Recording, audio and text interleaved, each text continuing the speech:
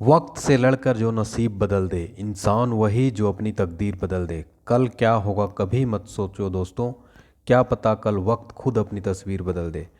Good morning dear students. आज 11 जनवरी है और आज के सभी महत्वपूर्ण प्रश्न देखेंगे करंट अफेयर्स के। साथ ही मैं साथ एक्स्ट्रा करंट अफेयर्स भी डिस्कस करूंगा जो आपके एग्जाम पॉइंट ऑफ व्यू से बहुत महत्वपूर्ण है। स्टैटिक जीके भी कवर करता हूं इसमें, और लास्ट में मैं आपको पूरे 2021 का रिवाइज करा रहा हूं, तो वो भी आपके लिए काफ़ी इंपॉर्टेंट आने वाले एग्जाम के लिए। तो इस वीडियो में एंड तक बने रहिएगा। इसका पीडीएफ फाइल आप हमारे टेलीग्राम ग्रुप से या फिर एप्लीकेशन से डाउनलोड कर सकते हैं। डिस्क्रिप्शन बॉक्स में लिंक दिया गया है।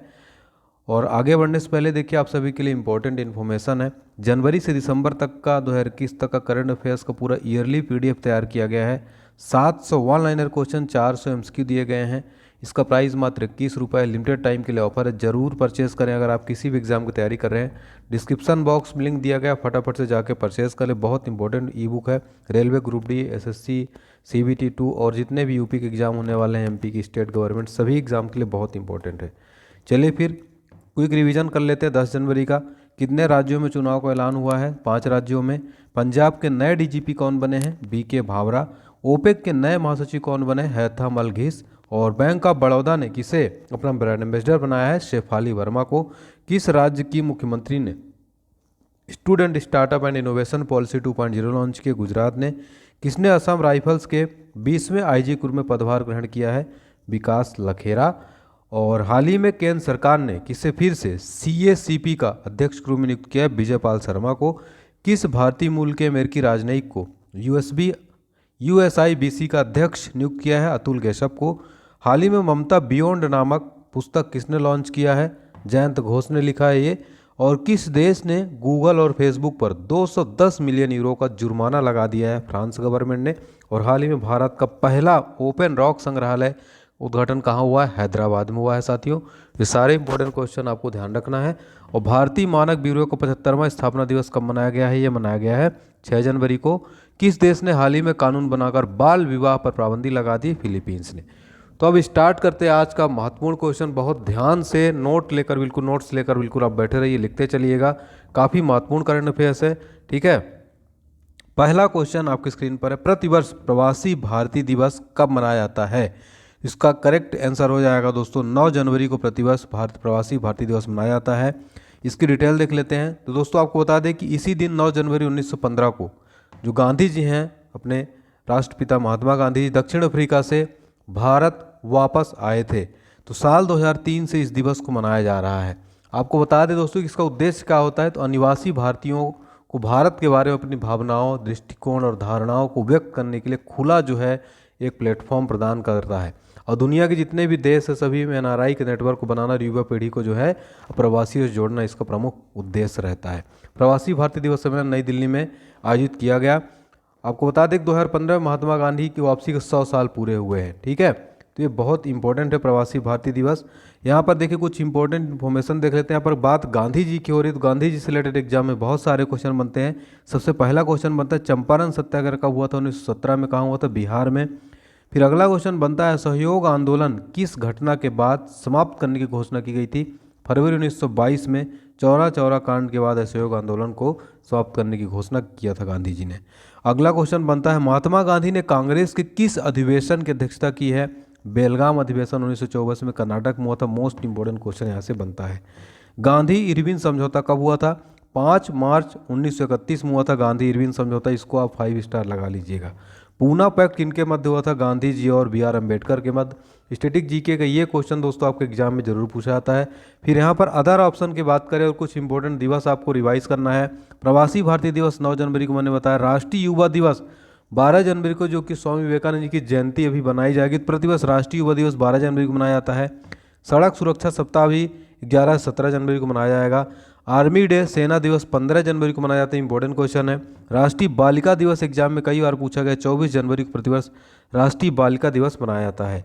सुभाष चंद्र का जन्मदिन कब मनाया था? 23 जनवरी को। और गणतंत्र दिवस प्रतिवर्ष 26 जनवरी को। शहीद दिवस 30 जनवरी को मनाया जाता है। सारे दिवस के स्क्रीनशॉट ले लीजिएगा, हर एक एग्जाम में पूछा जाता है साथियों। चलिए अगला क्वेश्चन देखिए, मोस्ट इंपोर्टेंट। राष्ट्रीय जल पुरस्कार 2020 में जल संरक्षण के प्रयासों के लिए किस राज्य को प्रथम पुरस्कार दिया गया है? वेरी वेरी इंपॉर्टेंट क्वेश्चन है। तो उत्तर प्रदेश को जल संरक्षण के प्रयासों के लिए नंबर 1 जो है स्टेट इसको दिया गया है अवार्ड। तो जल संरक्षण के क्षेत्र में दोस्तों इसमें जो प्रयासों के लिए तीसरा राष्ट्रीय जल पुरस्कार 2020 में यूपी को फर्स्ट नंबर मिला है। सेकंड नंबर की बात करें राजस्थान को मिला है। और इसमें जल शक्ति मंत्रालय ने यह जो है जानकारी दी है, जल शक्ति मंत्रालय द्वारा आयोजित किया जाता है। जल शक्ति मंत्री कौन है वर्तमान में, याद रखिए गजेंद्र सिंह शेखावत है। उन्होंने कहा भारत में दुनिया की पूरी आबादी का 18% अधिक लोग रहते हैं, लेकिन इसके पास दुनिया के नवीनीकरण जल संसाधनों केवल 4% हिस्सा है।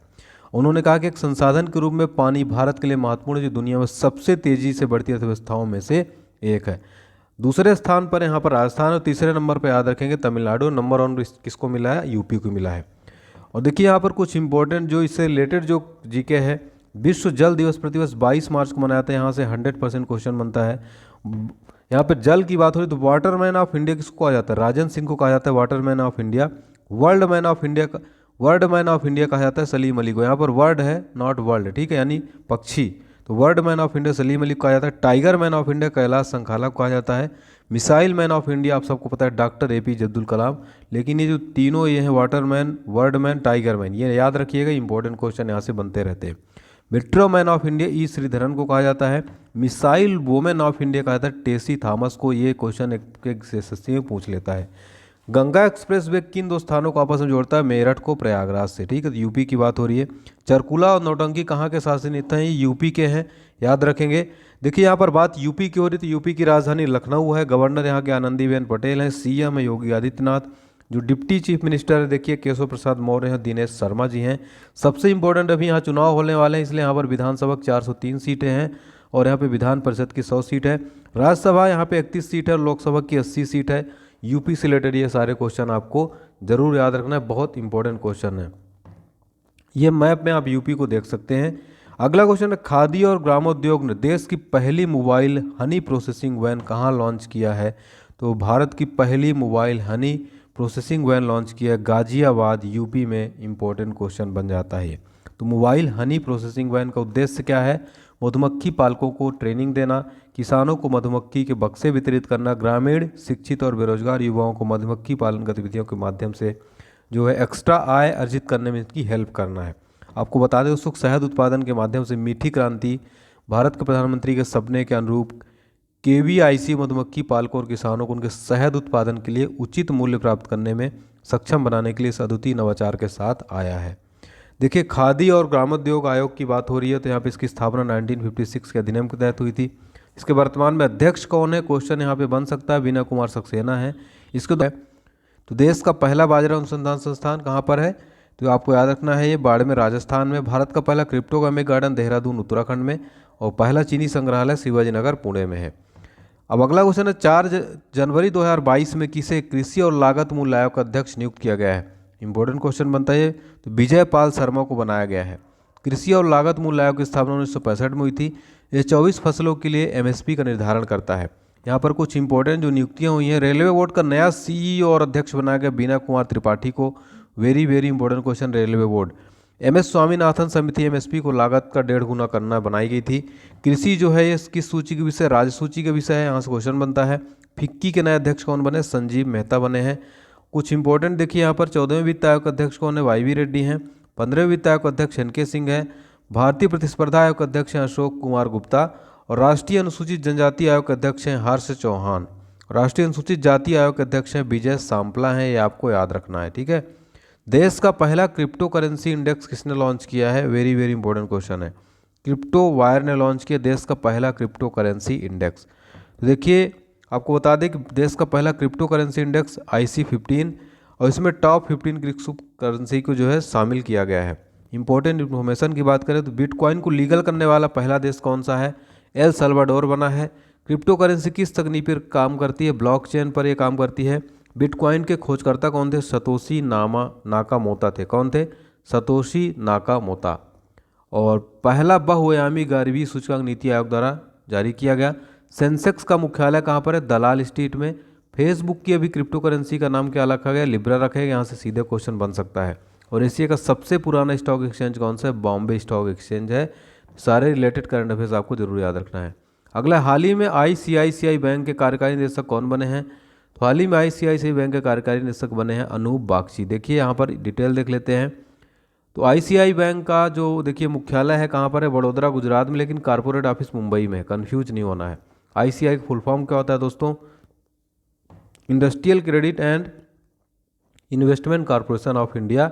स्थापना 5 जनवरी 1955 को हुई थी। चेयरपर्सन की बात करें तो यहाँ पर गिरीश चंद्र जो है चतुर्वेदी यहाँ के चेयरपर्सन है वर्तमान में आईसीआई के। एमडी और सीईओ संदीप बख्शी हैं, वेरी वेरी इंपॉर्टेंट है। देखिए यहाँ पर शक्तिकांत दास जो ऑप्शन थे वो भारतीय रिजर्व बैंक के वर्तमान गवर्नर हैं, और उप गवर्नर जो रिजर्व बैंक ऑफ इंडिया के हैं वो है TV Ravishankar, Rajeshwar Rao, Mahesh Kumar Jain, Michael Devvrat Patra. RBI की जो देखिए यहाँ पर बात करें अगर मुख्य वित्तीय अधिकारी कौन है, सुधा बालकृष्णन है, और भारतीय स्टेट बैंक के वर्तमान अध्यक्ष है दिनेश कुमार खारा। इंपॉर्टेंट क्वेश्चन हो जाता है, ठीक है। एसबीआई के वर्तमान चेयरमैन कौन? दिनेश कुमार खारा है। अगला क्वेश्चन, ई गवर्नेंस 2020-21 पर 24वें सम्मेलन का उद्घाटन कहाँ हुआ है? तो ई गवर्नेंस 2020-21 पर 24वें सम्मेलन का उद्घाटन हुआ है आपके हैदराबाद के अंदर। केंद्रीय विज्ञान और प्रौद्योगिकी मंत्री डॉक्टर जितेंद्र सिंह ने हैदराबाद तेलंगाना में ई गवर्नेंस पर 24वां राष्ट्रीय सम्मेलन का उद्घाटन किया है। 2 दिवसीय सम्मेलन का विषय था India's techade, digital governance in a post pandemic world. सम्मेलन का आयोजन प्रशासनिक सुधार और लोक शिकायत विभाग और इलेक्ट्रॉनिक्स और सूचना प्रौद्योगिकी मंत्रालय द्वारा तेलंगाना राज्य सरकार के सहयोग से किया गया था। देखिए आपको बता दें कि सम्मेलन देश भर में ई गवर्नेंस पहलों को काफ़ी गति प्रदान करेगा, जिससे सिविल सेवकों और उद्योगों के कप्तानों को ई गवर्नेंस में अपने सफल हस्तक्षेपों को प्रदर्शित करने के लिए end to end service delivery में सुधार करने का अवसर मिलेगा, ठीक है। देखिए कुछ जो इम्पोर्टेंट हमारे सम्मेलन हैं। 16वां G20 शिखर सम्मेलन 2021 में कहाँ हुआ? रोम इटली में हुआ था अक्टूबर में। और COP26 संयुक्त राष्ट्र जलवायु शिखर सम्मेलन कहाँ हुआ? ग्लासगो स्कॉटलैंड में।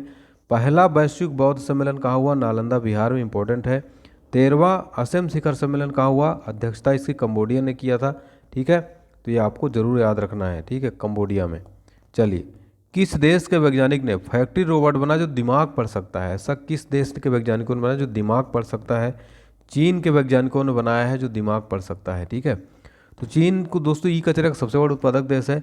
चाइना 3 गोर्जेस यूनिवर्सिटी के intelligence manufacturing innovation technology centre के डेवलपर्स ने एक असेंबली फैक्ट्री में इस रोबोट का परीक्षण किया, और आर्टिफिशियल इंटेलिजेंस के क्षेत्र में चीन वैसे ही बहुत आगे है, अब उससे एक कदम आगे बढ़कर एक ऐसा रोबोट तैयार किया है जो इंसानी दिमाग में चलने वाले विचारों को 96% सटीकता के साथ पढ़ सकता है।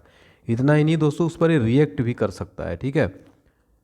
अगला क्वेश्चन है, किस देश के क्रिकेटर धनुष्क गुणालित्का ने टेस्ट क्रिकेट से संन्यास की घोषणा की है? सही जवाब हो जाएगा श्रीलंका के। इन्होंने जो है संन्यास की घोषणा करते हुए हाल ही में हरभजन सिंह ने भी संन्यास की घोषणा की है, क्विंटन डिकॉक ने भी संन्यास की घोषणा की है, ठीक है, और रॉस टेलर ने भी संन्यास की घोषणा की है। तो ये आप नाम याद रखेंगे। श्रीलंका के क्रिकेटर हैं धनुष गुणालित्का, इन्होंने टेस्ट क्रिकेट संन्यास की घोषणा की है। न्यूजीलैंड के बल्लेबाज रॉस टेलर ने भी अंतर्राष्ट्रीय क्रिकेट संन्यास की घोषणा की है। साउथ अफ्रीका टीम के शानदार विकेट कीपर बल्लेबाज क्विंटन डिकॉक ने भी टेस्ट से घोषणा की है। श्रीलंका की बात करें, श्रीलंका की कैपिटल क्या है? लेजिस्लेटिव कैपिटल है जयवर्धनेपुरा कोट्टे, और एग्जीक्यूटिव और जुडिशियल कैपिटल है कोलंबो है। यहाँ के देखिए राष्ट्रपति हैं गोतबाया राजपक्षे, प्रधानमंत्री हैं महिंद्रा राजपक्षे। करेंसी क्या है? श्रीलंका रुपया यहाँ की करेंसी है, ठीक है। सामान्य विज्ञान की बहुत इंपॉर्टेंट नोट्स आपको दी जा रही है, 5000 महत्वपूर्ण इसमें क्वेश्चन बैंक है, 1500 MCQ भी डिटेल के साथ है। 29 रुपये इसकी प्राइस है। डिस्क्रिप्शन बॉक्स में लिंक है, जरूर परचेस करें हर एग्जाम के लिए। हाल ही मोदी जी ने कब वीर बाल दिवस मनाने की घोषणा की है? वीर बाल दिवस मनाने की घोषणा कब की गई है? 26 दिसंबर को मोदी जी ने बताया है कि प्रतिवर्ष वीर बाल दिवस के रूप में मनाने का ऐलान किया है। सिखों के 10वें गुरु जो थे दोस्तों, गुरु गोविंद सिंह की जयंती पर पीएम ने यह घोषणा की है। उन्होंने हर साल 26 दिसंबर को वीर बाल दिवस के रूप में मनाने की बात कही। इस मौके पर उन्होंने गुरु गोविंद सिंह समेत उनके पूरे परिवार को श्रद्धांजलि भी दी। और धर्म की रक्षा के लिए 26 दिसंबर और 17/4 को साहिबजादा जोरवार सिंह और साहिबजादा फतेह सिंह शहीद हुए थे। इनकी ही याद में हर साल 26 दिसंबर को वीर बाल दिवस मनाया जाएगा, ठीक है। अगला क्वेश्चन है देखिए 11वां नंबर, आरबीआई के किस पूर्व गवर्नर को एशियन इंफ्रास्ट्रक्चर इन्वेस्टमेंट बैंक का उपाध्यक्ष बनाया गया है? तो ये बनाया गया उर्जित पटेल को एशियन इंफ्रास्ट्रक्चर इन्वेस्टमेंट बैंक का उपाध्यक्ष। तो आरबीआई के पूर्व गवर्नर उर्जित पटेल को चीन जो में स्थित है वित्त संस्थान एशियन इंफ्रास्ट्रक्चर इन्वेस्टमेंट बैंक का उपाध्यक्ष नियुक्त किया गया है। उर्जित पटेल ने दोस्तों 5 सितंबर 2016 को रिजर्व बैंक के 24वें गवर्नर थे ये, और इन्होंने रघुराम राजन का स्थान लिया था। 2018 में व्यक्तिगत कारणों से गवर्नर पद से इस्तीफा दे दिया। गवर्नर बनने से पहले केंद्रीय बैंक के डिप्टी गवर्नर थे, उनके पास मौद्रिक नीति विभाग का प्रभार भी था। तो आपको बता दें दोस्तों, जो एशियन इंफ्रास्ट्रक्चर बैंक है इसका मुख्यालय चाइना के बीजिंग सिटी में है। इसके संस्थापक सदस्य भारत भी था। चीन के बाद भारत के पास इसके दूसरे सर्वाधिक मतदान के अधिकार हैं। और आपको बता दें कि AIIB बैंक के अध्यक्ष चीन के पूर्व वित्त मंत्री जिन लुक्वान हैं। और आपको बता दें कि इसके जो निवर्तमान उपाध्यक्ष DJ पंडियान का स्थान लेंगे उर्जित पटेल। खेलो इंडिया 2023 की मेजबानी कौन से शहर को, कौन से राज्य को दी गई है?